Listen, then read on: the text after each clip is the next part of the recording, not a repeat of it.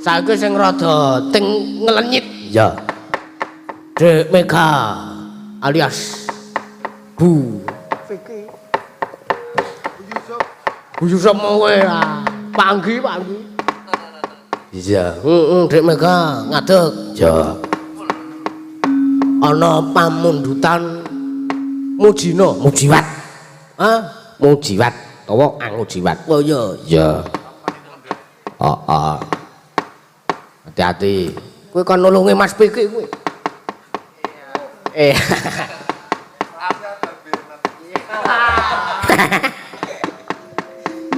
Iya dah. Iya.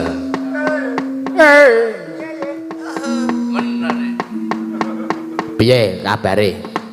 Alhamdulillah sae, Mas. Sae tok ora ana sae sediane ngono ya. Mboten no niku senggaan. Oh iya, ora apa-apa. Ya. Sing jeneng wong tresna kuwi guman jalaran saka kulina. Iki agi melu pisan, mengko nek wis melu ping pindho ping telu, mengko wis kulina nek kowe nyanyi langgam terus direbapi, mengko wis kulina ngono njur bakal mesti tuwa rasa tresna. Mula sing sedhi. Rasa napa? Rasa emosi. Rasa tresna. Lah napa? Ya ora apa-apa. Karang sing jenenge jodoh ki wis ning tanganing Gusti. Ya, iki mau ana pamundutan angujiwat. Mujiwat. Ya. Nggih. Saking Bapak sinten, Mas? Saking Bapak Cip Tokyo Klegu. Ya. Nggih, niku nggih asline kadah pamundutan. Wonten Pak Marcel sampun transfer 100.000 sesideman, Mas. Pak Wariso transfer, adik Polmen. Marcel. Oh, Pak Marcel kok. Krunguku Pak Wariso. Jenengan nggih. Nah, kuping tua ki ya ngene. Iya. Ayo diwiwiti bawa.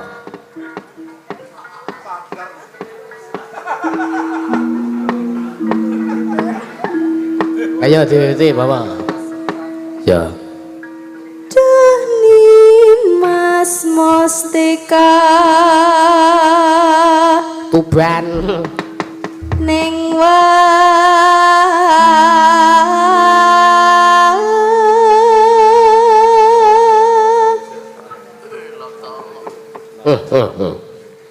Ngapa rek?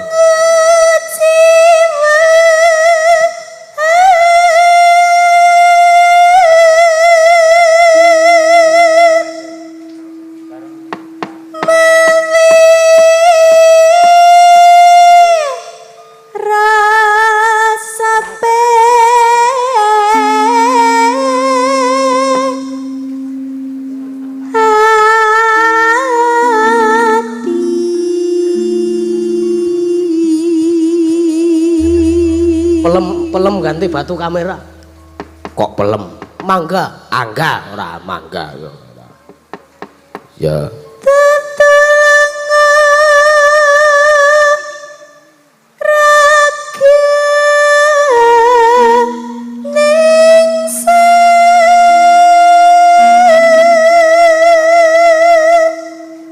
Sikil nedas kaya ngene terus ora apa-apa. Ngangger di nggon jempol ki dipencet ki mak krucit. Sangka karepe nggo njepit cempala ki. Lah iya, lek ngeprak ki ya hati-hati kaya. Nek melocot sikile.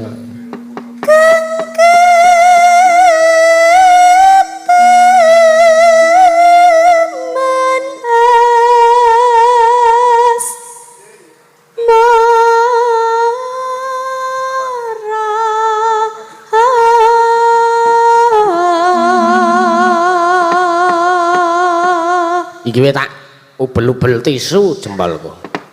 Sangka men empuk. Men empuk kaya. Iya. Sing mira. Kayak karepku ki enek sing empuk-empuk kuwi men ora gore lisah wae lho sing empuk ki. Iya. Nyirnake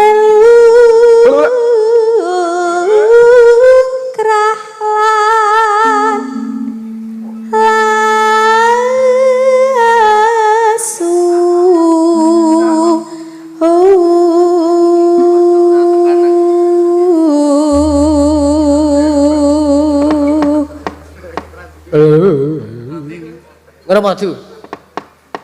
Ngilang Lah rak bener. Rasa kang sama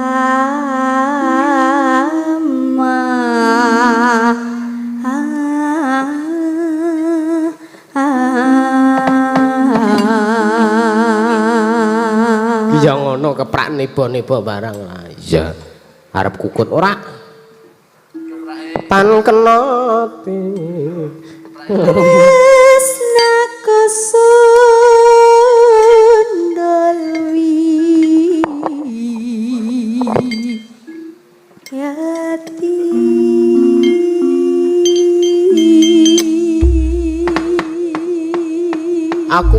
Aku kaya krungu suarane Kimpul ki nanti ya. Suwe ora petuk cah kaya. Jeneng kene iki anak sing suarane mirip Kimpul. Sapa? Semplok. semplok Persis padha jero. suarane. Alah, le ngono ki lho. Jane ngomong awah persis Kimpul. Iya. Lalam mentandung tang tandung ting kentang kenting kentang kenting kentang kenting kentang kenting kentang kenting kentang tandung tang tandung tang jadilan maju jadilan maju jadilane uta ben iso maju. Kok ya ngapa? Aku ora bales ora puas. Ayo ondel-ondele diulek.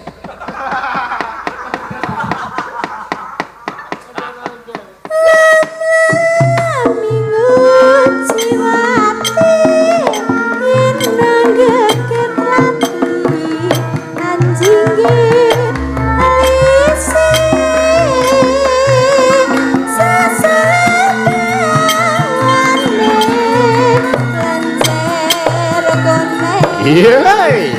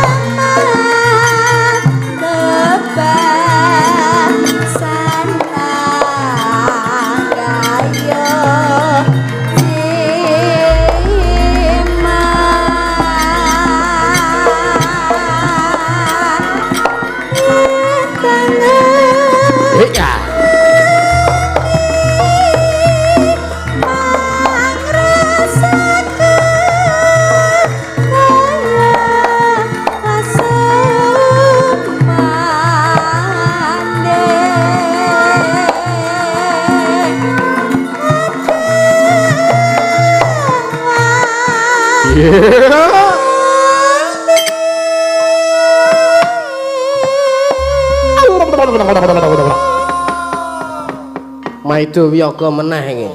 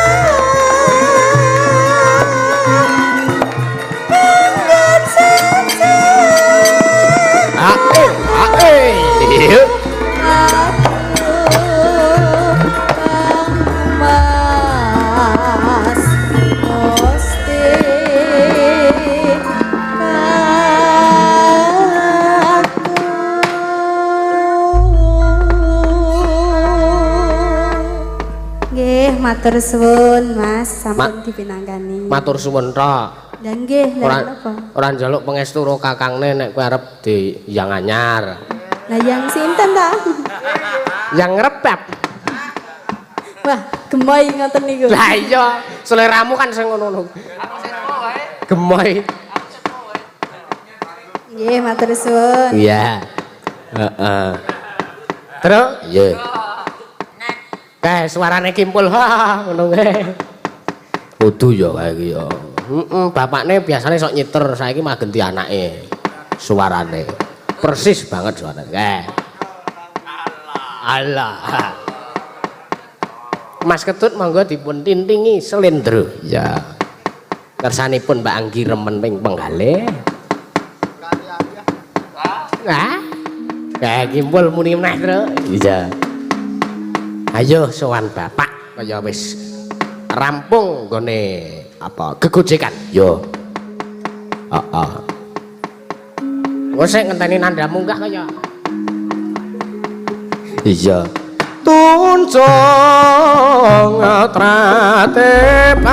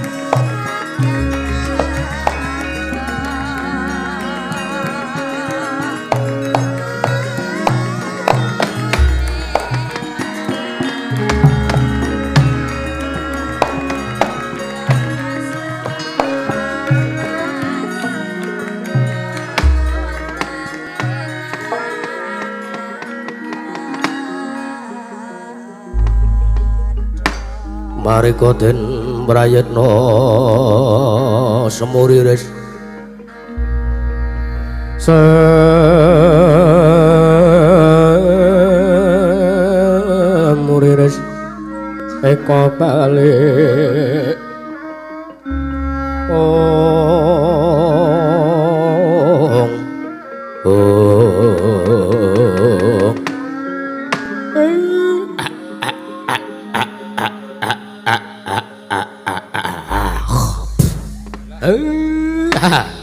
Begak ugak sadulita mbel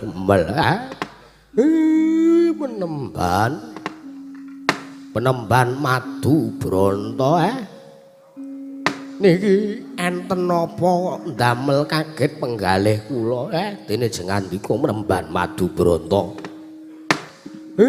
ngawe ingkang abdi mongko kawontenanipun beneh lawan adat ingkang sampun adat ingkang sampun kelampahan menika jengandika menika tansah nglampahi tapa brata teteki lampah prihatos lah kok menika panjenengan rawuh wonten ing mriki kula nyadong dawuh penemban madu bronto kepareng kula cumadung dawuh wonten wigatos menapa dene paduka mrepeki kawan kawontenipun para panakawan penemban madu bronto kula cumadung dawuh penembang madu lanceng ora ngawur penemban madu bronto ora madu lanceng ora arep tak nggo tamba watuk ya madu lanceng penemban madu bronto kula nyadung dawuh Mas Nomo Sidam Sekaring Bawono Kakang Semar Badranaya wonten dawuh nemban aja kaget Kakang Semar ndak mrebeki pancen kepara nyata adat saben aku nglakoni tapa Kakang nanging urhananira beda kelawan adat sing wis-wis saiki aku mrebeki kelawan Kakang Semar Badranaya aku mung bakal taren merga pancen nggonku nglakoni tapa iki laku prihatin merga aku duweni gegayuhan Kakang Semareka den prayitna semuriris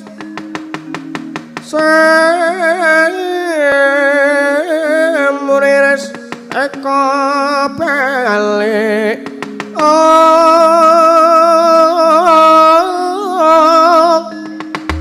Tityani Kantayani Trisunya Purnama Sasi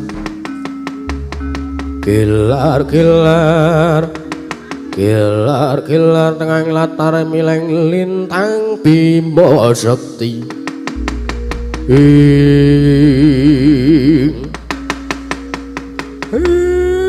nggih penemban kula nyuwun sewu kula ajeng nyuwun pirsa panjenengan gadhahi gegayuhan menapa Kakang Semar wonten timbalan merga aku uga nampa wisik saka para Jawata yen to para Jawata bakal matedhake kanugrahan ya kuwi Wahyu Kanalindran kang aran Wahyu Cakraningrat mula aku bakal laku prihatin laku tampa Kakang lan bakal budidaya supaya bisa nggayuh wujuding Wahyu Cakraningrat kuwi Kakang waton ikhlas lahir batin yat sampean sartane sampean saged mempermubal babaling kanepson mesti kelampan sampean gayuh wujuding Wahyu Cakraningrat berbal Semareka den prayitna semuriris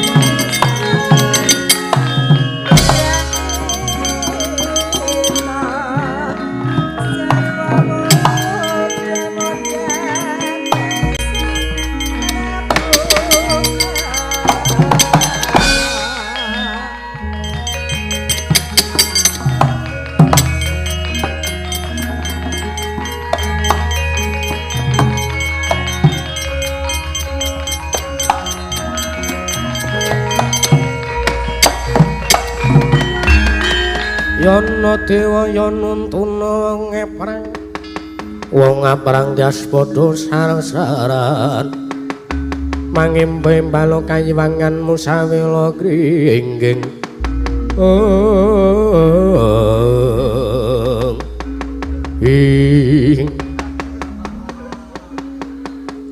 Mas Nomo Sidam Sekaring Bawono Begawan Madu Bronto ulun kekalangan Malaya golek ana ngendi durunge panitisan ulun kang saktrepe ulun titis lan ulun panggoni sartane ulun mong jagati jebul tinemune ulun prapta ana ing kene lan ketemu lawan Ndika Penemban Madu Bronto Begawan Madu Bronto sak temene wong sing bakal nampa wujude kanugrahan kuwi sepisan kudu iso mepermubal babaling kanepson angka loro kudu iso nindakake sartane nengenake tumindak sing duweni budi pekerti luhur aja sok kulino kumalungkung aja sesongaran aja duweni watak sombong drengki srei dah wen metake lan sak piturute mula gandeng panjenengan ulun sing dinuta dening Sang Hyang Jagat Girinata supaya ngupadi panitisan ulun sing trep lan sing wajib tak mung jagate kula gandeng kita kuwi kang trep nampa wujuding Wahyu Cakraning Rat lan kita sing trep ulun mung jagate marata gagi wengakno batinmu wengakno jiwa ragamu ulun sing bakal manjing kelawan anggamu Begawan Madubranta.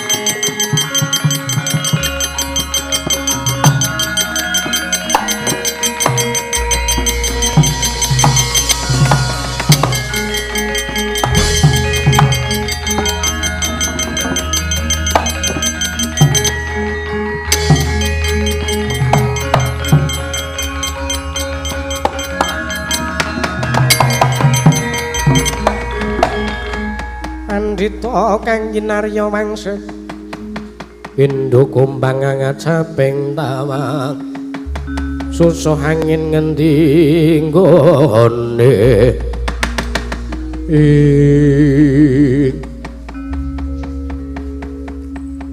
Miladala ana daya sing rumasuk ning angganing Begawan Madubranta ing wringin putih. Ndak kira apa jebul ana daya sumunar tejane. Muga-muga wae kuwi mau kengaran Wahyu Cakraning Rat. Sartane aku kudu tansah nengenake marang tumindak budi pekerti luhur, sartane aku kudu njejeke marang kautaman. Weladalah Begawan Madubranta.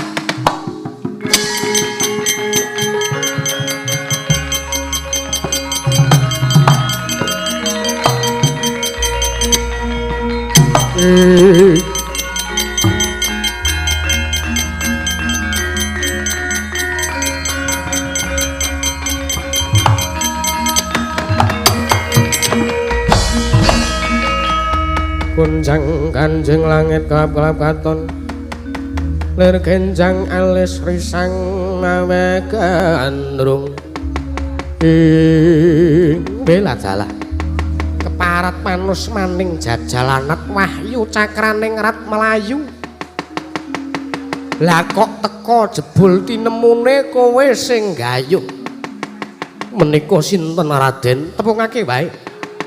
Nek kowe rong tepung karo aku lekno mripatmu gatekno gobokmu, aku satriya ing Paranggaruda. Samba kusuma kilat moko atmajane Rama Prabu Sri Bathara Kresna. Nata Ndrawati weladalah Raden Samba Wisnubrata. Ya. Wonten wigatos menapa paduka mrepeke kawan kula Raden. Wuhanan yuru dadya kawuninganmu. Nalika semono aku teteki laku prihatin tapa brata ring telenging alas Krendayana.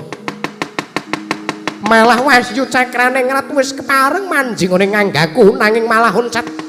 Lah kok jebul tinemune wis mbok gayuh, kok wis mbok gayuh. Kowe iki menungso sing pancen murang tata. Ayo, kowe kuat nampani dayane Raden Samba. Kusuma kilat moko kowe nak sembah 20 taun lho Begawan Madubranta. Tan samar pamuring sukma, sukma sinukmaya. Sinukmaya winahyu ing asepi. Ucap kacarita nalika semanten Arenggiri sang Raden Samba kusuma kilat moko ingkang boten narimakaken bilih sang Begawan Madubranta nampi wujudipun Wahyu Cakraning Rat. Ucap ing mangke ing sedya den suduk mawi curiga dadaring sang Begawan Madubranta nanging krana saking dayanipun Wahyu Cakraning Rat dereng siyos nyuduk curiga dadaring sang Begawan Madubranta. Kuntal tebih dawah boten saged dipun mangertosi dawahipun sang Raden Samba menika kula wau.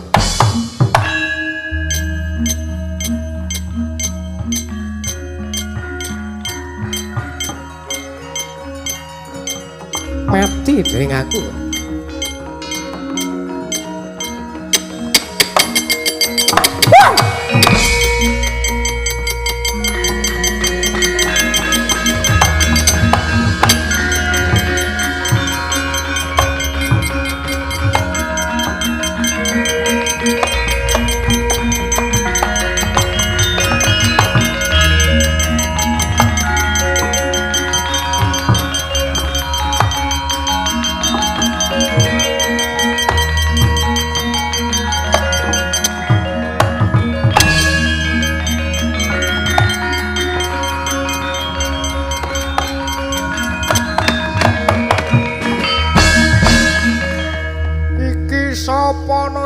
simbah tuwek.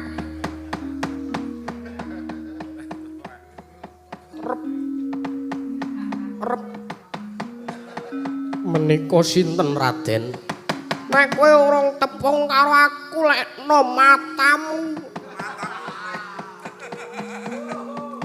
Katena gobokmu aku putra Ngastina Raden Lesmana Mandra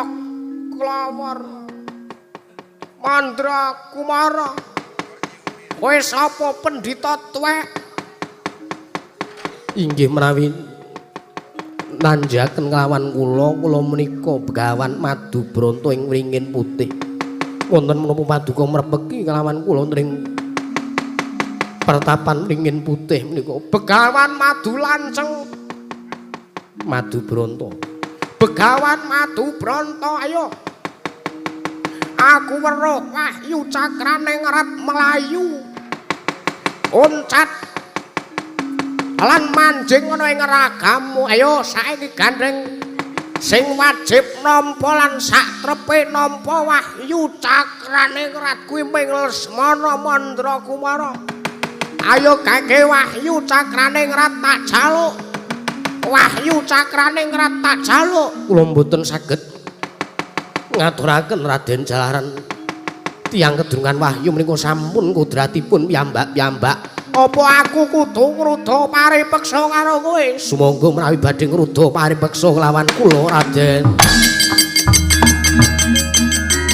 Mati kowe. Wah!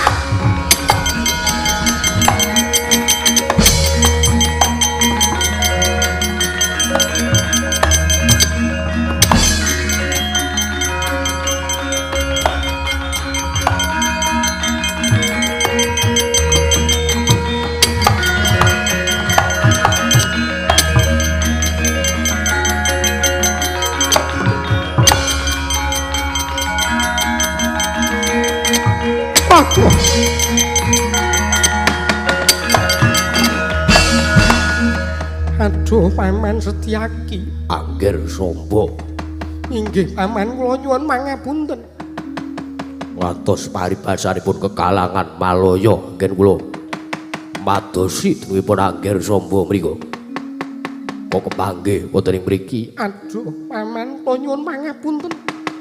Sekawit kula menika nglampahi tapa brata laku prihatos iki.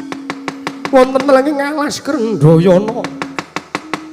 Ing sedya kula badhe nggayuh kanugrahan keng aran wahyu cakraning rat. Nanging saprika nanging malah wahyu cakraning rat oncat saking jiwa raga kula manjing wonten angganipun Sang Begawan Madu Branta. Panjenengan pirsa napa boten? Kados pundi Paman? Sinuwun Durwati madosi lan panjenengan. Kula samangke kula aturi kondur wonten negari Durwati. Inggih monggo kula dherekaken Paman.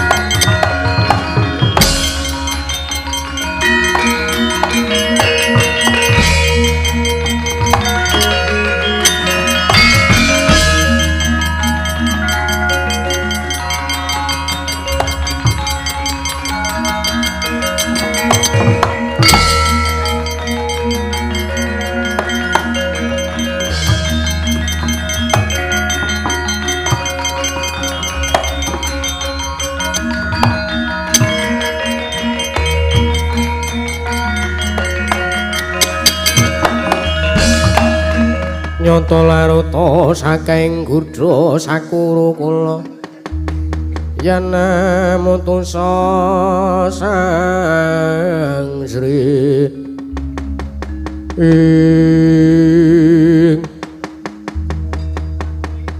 Arjuna wonten timbalan Koko Prabu. Aku ngerti karo apa sing mbok rasake inggih Koko Prabu.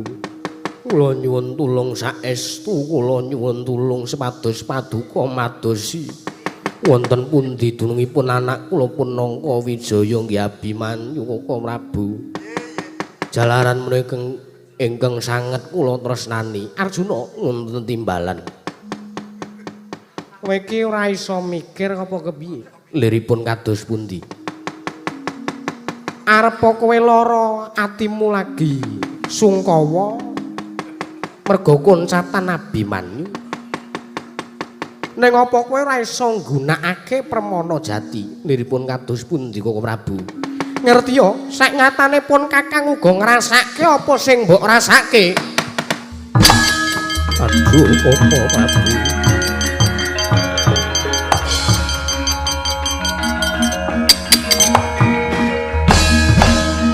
Suram-suram dimangkara kingken lir mangus kang layon. Kenya ilang memanis wadane rolayo. Kumelku cemratnya meratani. Aduh Koko Prabu mboten nginten menawi paduka menika ugi koncatan Angger Samba Kusuma Kilatmaka. Lah iya to. Mula kowe iki aja kuwatir nek kowe duweni rasa sing kaya ngono, rasa sungkawa pun Kakang janjane uga sungkawa. Merga pun Kakang iki uga koncatan Samba. Sing wis sakwetara ninggal lawan Praja Ndrawati. Pun Kakang uga ngrasake nanging pun Kakang ming tak nggo guyu wae. Mbok menawa nek pancen Samba kelingan karo wong tuane mesti bakal bali marang ngersaning bapakne Janaka.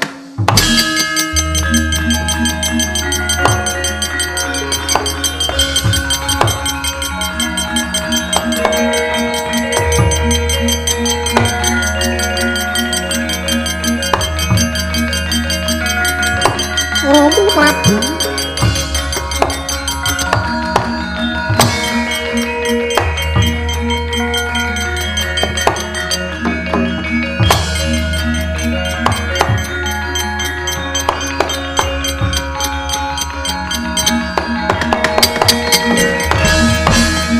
Gunjang kanjing langit kelap-kelapaton perkenjang alis risang mawe kandrung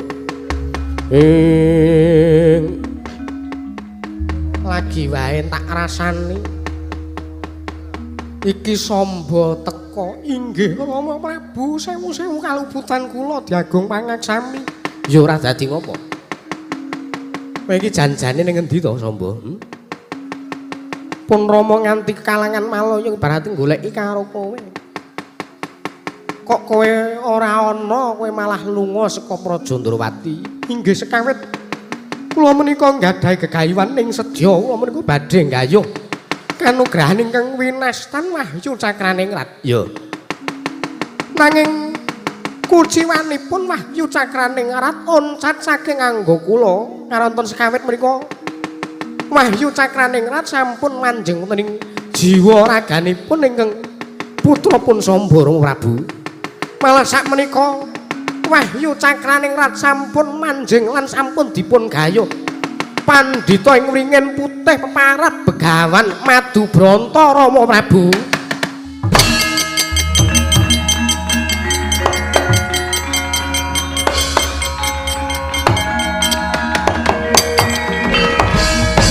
Ladalah jagat dewa Bathara Samba inggih wonten timbalan. Teka kuciwa temen lakonmu. Ayo derekno nang ngendi papan durunge pertapan wringin putih. Tak pethukne Begawan Madubranta, monggo kula dherekaken Rama Prabu.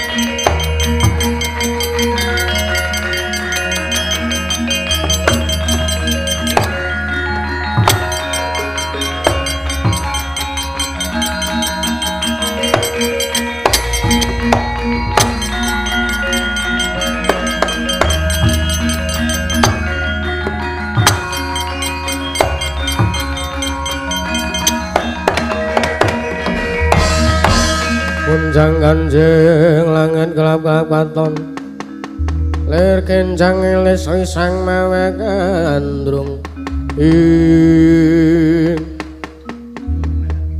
Sombo wonten timbalan apa iki peparap begawan wringin putih ing pertapan Madubronto kwalik Rama Prabu nuwun sewu klentu lho kleru wil jaremu mau begawan wringin putih pandhita ing Madubronto kwalik kok Prabu ora sah guyu to guru ngono kok panjenengan mika lucu saestu Prabu pandhita ing wringin putih peparap begawan Madubronto Madulanceng Madubronto Rama Prabu lah dalan ya maklum kuping tuwa inggih Weladalah penemban inggih wonten timbalan menika sinten wonten Nalendra. Pun tepangaken kula menika nata ing Ndrawati. Wonten wigatos menapa mrepeki kelawan kula. Weladalah. Blaka suta kemawon kula ngalembana kelawan panjenengan. Boten mokal jalaran panjenengan menika menawi nampi wujudipun Wahyu Cakraningrat. Mergo ketitik saka pasuryane wae bagus kaya ngene. Bagus lan prasaja kaya ta dene satra ing panjunganom Raden Abimanyu.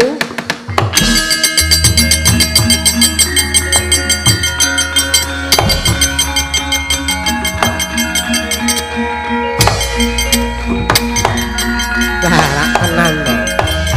Aduh, biar anak waduh.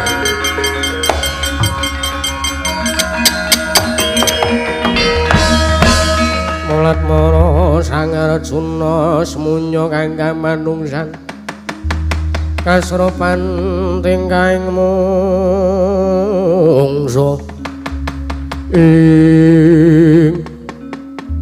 nggih anakku Abimanyu nganti kekalangan Malaya nggone bapakmu goleki karo kowe. Aduh Kanjeng Rama kula nyuwun pangapunten Kanjeng Rama. Jalaran kula menika ngupadi tumedhakipun Wahyu Cakraningrat iya ora dadi ngopo nggih mergo gandeng kowe wis nampa wujuding Wahyu Cakraningrat kula togagi bapakmu uga melu mangayu bagya lan muga-muga anggonmu nampa kanugrahan kengaran Wahyu Cakraningrat bisa jenak ning awakmu nggih.